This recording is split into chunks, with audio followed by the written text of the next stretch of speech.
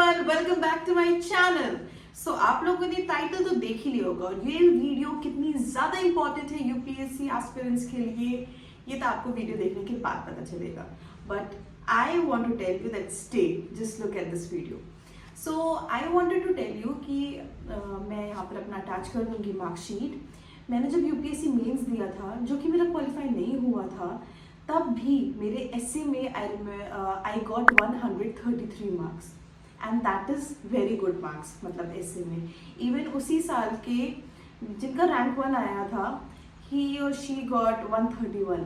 So I am not saying कि मतलब obviously उनका लिस्ट में नाम था एंड देन इंटरव्यू भी क्लियर हुआ, बट मेरा नहीं हुआ बिकॉज ऑफ अदर रीजंस। मेरा ऑप्शनल होता उस टाइम पे, मैंने बहुत अच्छे से पढ़ाई नहीं करी थी। ऑप्शनल मतलब स्ट्रॉन्ग नहीं था बिकॉज कंटेंट की कमी थी उस टाइम पे, because I was from a science background. और यहाँ पर बहुत ज़्यादा बारिश हो रही है, बिजली की आवाज़ आ रही है शायद, बट ठीक है, आई कंटिन्यू दिस वीडियो। तो मतलब मेरा उस टाइम पे मैं साइंस बैकग्राउंड से आई थी और मेरा फर्स्ट अटेम्प्ट था, तो उतना ज्योग्राफी मेरा प्रिपेयर नहीं हुआ था। खैर इस बारे में किसी और कभी और बात करेंगे, बट मेन टॉपिक है कि एसए में कैसे मैंने इतना अच्छा स्कोर किया। ठीक है, तो उस बात पे हम डिस्कस करते हैं कि आजकल बच्चों को बहुत ज़्यादा प्रॉब्लम हो रही है एसए के लिए। एसए से डर लगता है, एसए में कैसे मार्क्स इम्प्रूव करें। तो मेरी मार्कशीट देख लो आप लोग, ठीक है। और तो 133 I got in essay. So I can tell you कि how to write an essay, how important is the essay. क्योंकि ऑलमोस्ट जो जीएस 1, 2, 3, 4 उसमें जिन लोगों का नाम भी लिस्ट में आता है, तो मतलब यू नो ऑलमोस्ट इक्वल हो जाता है। किसी का जीएस 1 में होता है तो जीएस 2 में 1-2 मार्क्स का, मतलब क्यूमुलेटिव अगर जीएस 1, 2, 3, 4 के मार्क्स देखें तो सबके अगर जोड़ेंगे तो ऑलमोस्ट थोड़ा बहुत फर्क होता है। But SA paper is the tie breaker. SA paper is the one जिससे आपकी रैंक इंप्रूव हो सकती है, तो वो बहुत मैटर करता है। तो हम बात मेन टॉपिक पे आ जाते हैं कि ऐसे लिखना कैसे। सबसे पहली बात तो फिलोसफिकल एसेज कैसे लिखना है, बिकॉज अब यूपीएससी ने अपना स्टैंड चेंज कर दिया है। पहले वो एक नॉर्मल ऐसे टाइप देता था जैसे जीएस के पेपर्स का, इकोनॉमी पे, पॉलिटी पे, उस टाइप पे कुछ क्वेश्चंस आते थे एंड देन सेक्शन बी में होता था हमारा फिलोसफिकल एसे। बट अब क्या कर दिया उन्होंने, 8 क्वेश्चन जो होते हैं, मतलब 8 क्वेश्चंस ऑल आर फिलोसफिकल। तो आपको दोनों फिलोसफिकल एसेज ही अटेम्प्ट करने हैं, you have no other option. तो वो कैसे अटेम्प्ट करना है, उसका क्या प्रोसीजर होना चाहिए, क्या तरीका होना चाहिए, वो मैं आपको बताऊंगी। सो सबसे पहले सबसे इम्पोर्टेंट बात तो ये है कि आपको सबसे पहले मैं यहाँ पर एक क्रोनोलॉजिकल ऑर्डर में चलूंगी, ठीक है। तो सबसे पहले मैं डिस्कस करूंगी कि कितना इम्पोर्टेंट है टॉपिक को समझना।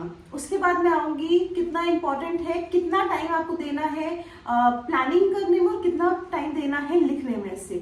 उसके बाद मैं आऊंगी कि स्ट्रक्चर कैसा होना चाहिए, और स्ट्रक्चर के अंदर आऊंगी जब, तो सबसे पहले इंट्रोडक्शन पे आऊंगी कि इंट्रोडक्शन कितने टाइप्स के होते हैं, कैसे इंट्रोडक्शन लिखते हैं, वो उस पर डिस्कशन करूंगी। देन बॉडी पे आऊंगी, देन कंक्लूजन पे आऊंगी। तो सबसे पहले हम आ जाते हैं, हमारा जो सबसे पहला पॉइंट ये है कि जब आप क्वेश्चन पेपर देख रहे हो तो आपको 8 के 8 मतलब you have to read all 8 of the questions और the topics for the essay. You have to read them thoroughly. और यू नो बहुत बार हमारे साथ वो होता है कि कोई ऐसा टॉपिक है जिसका टॉपिक देख के बड़ा मजा आ गया, चलो इसी पे लिख देंगे। ऐसे कभी नहीं करा जाता, बिकॉज ऐसे करोगे ना आपके पास कंटेंट की शॉर्टेज हो जाएगा एंड देन आप मिड वे में फंस जाओगे कि यार मुझे इसमें तो नहीं, इसमें लिखना चाहिए था। अब तो टाइम भी चला गया, अब तो पेज भी चला गया, अब क्या होगा, ये सारी चीजें दिमाग में। तो सबसे पहले आपको प्लानिंग बहुत स्ट्रॉन्ग करनी है।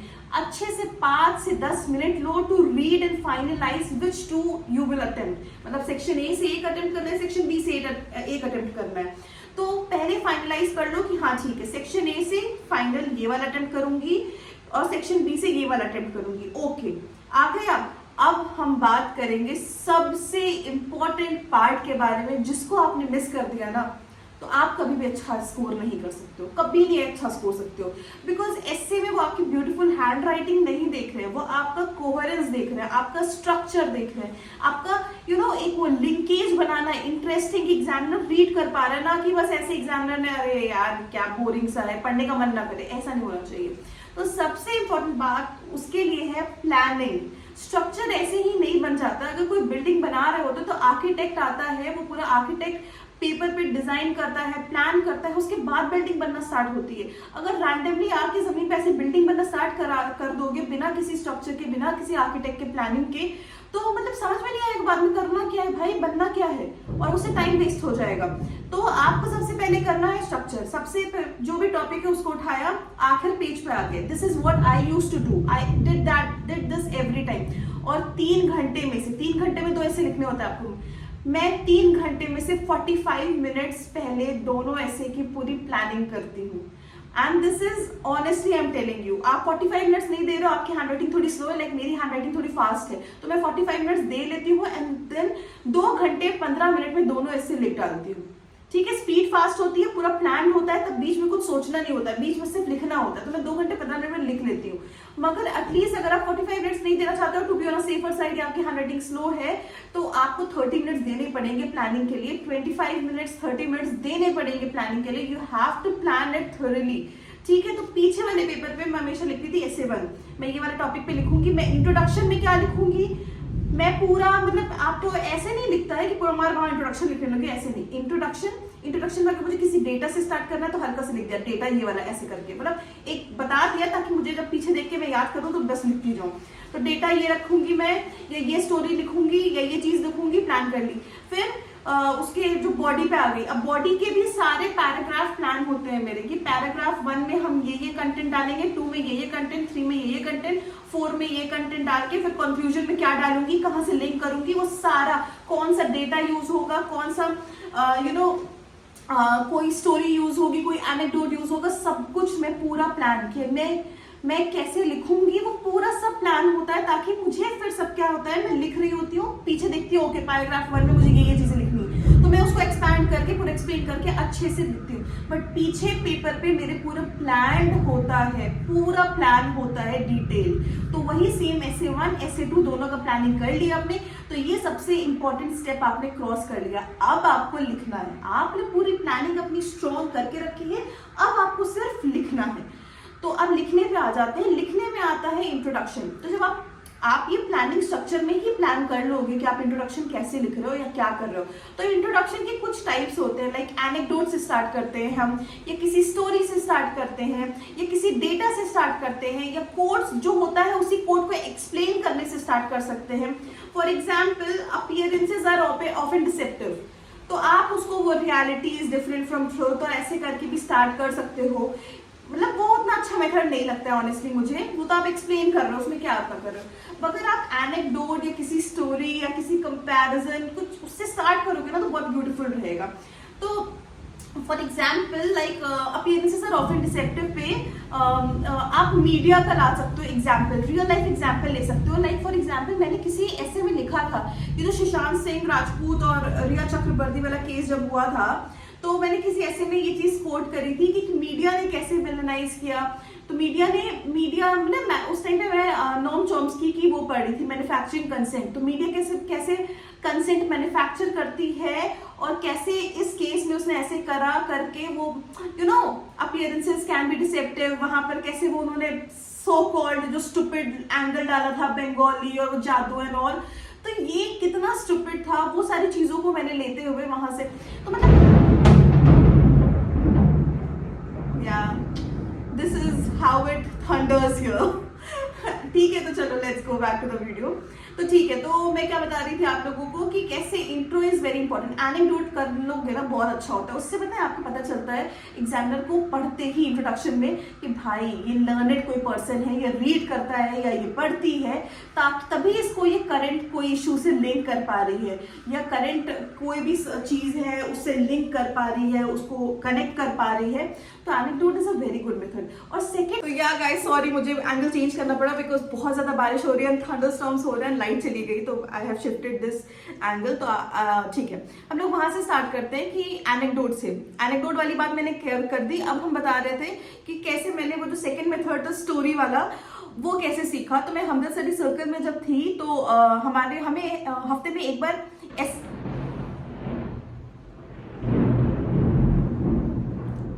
सो सॉरी, मुझे लग रहा है मैंने गलत टाइम कर लिया है वीडियो रिकॉर्ड करने का, बट ठीक है अब कर रही हूँ तो I have to do it.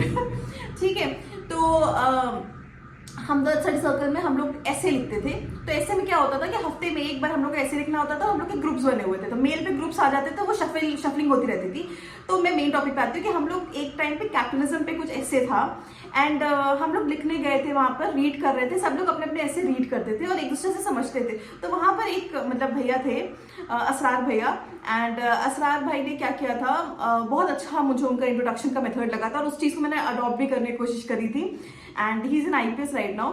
And उन्होंने क्या किया था, कैपिटलिज्म में उन्होंने जो इंट्रोडक्शन लिखा था वो इंट्रोडक्शन बहुत ब्यूटीफुल लिखा था। आई वॉज रियली इंस्पायर्ड, मतलब ना कि the way he wrote it. तो मैंने वो चीज़ काफ़ी अडेप्ट करने की कोशिश करी कि उन्होंने स्टोरी लिखी थी और वो स्टोरी वो कहीं ना कहीं आपकी इमेजिनेशन और क्रिएटिविटी भी दिखाती है। तो आप वो चीज़ भी लिखोगे अपने ऐसे में करोगे तो that is very creative of you और बहुत इंटरेस्टिंग लगेगा एक एग्जामिनर को।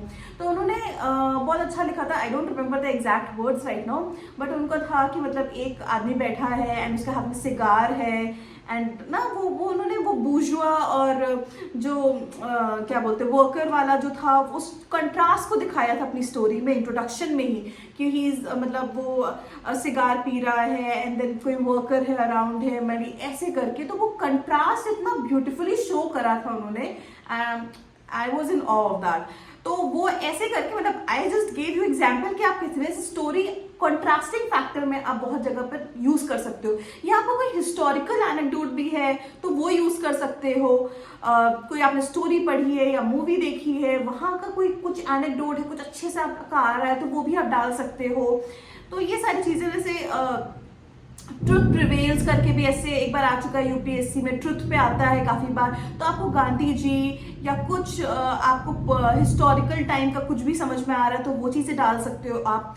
अब आ जाती हूँ मैं बॉडी पे। Body is very important. देखो बॉडी आप 2-3 तरह से लिख सकते हो। एक तो होता है टेम्पोरल। टेम्पोरल में क्या होता है कि बॉडी पे जब आप कोई भी ऐसे टॉपिक लिख रहे हो तो आप प्लान करते हो या आप तो उसको टेम्पोरल में लिखोगे या आप डिमेंशंस में लिखोगे। टेम्पोरल का मतलब होता है कि आप मतलब एक एंशियंट ओवरव्यू दोगे, फिर मिडिवल टाइम का या मॉडर्न टाइम का ओवरव्यू दोगे, एक कंटेम्प्रेरी टाइम्स का ओवरव्यू दोगे। तो वो 3 पैराग्राफ हो जाएंगे आपके एंड देन यू कंक्लूड। और एक होता है डिमेंशन वाइज। तो डिमेंशन में आप जाते हो, जैसे पॉलिटिकल गए, ठीक है, हिस्टोरिकल गए, हिस्टोरिकल के बाद पॉलिटिकल आए, पॉलिटिकल से इकोनॉमिक पे आए और इकोनॉमिक से सोशल पे आए और फिर सोशल से कल्चरल पे आके आप कंक्लूड कर दे रहे हो।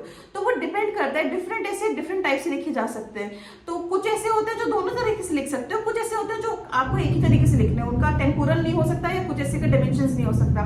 तो you have to see that for yourself. But what I want to tell you right now is, सबसे इंपॉर्टेंट पॉइंट ये है कि आपको कनेक्टिविटी बनानी है एक पैराग्राफ से दूसरे पैराग्राफ के बीच। देखो टेम्पोरल में तो यूजुअली आप कनेक्टिविटी बना लेते हो क्योंकि वो टाइम पीरियड से आप आ रहे हो तो क्रोनोलॉजिकल ऑर्डर लगता है, वो कनेक्टेड लगता है, इंटरकनेक्टेड।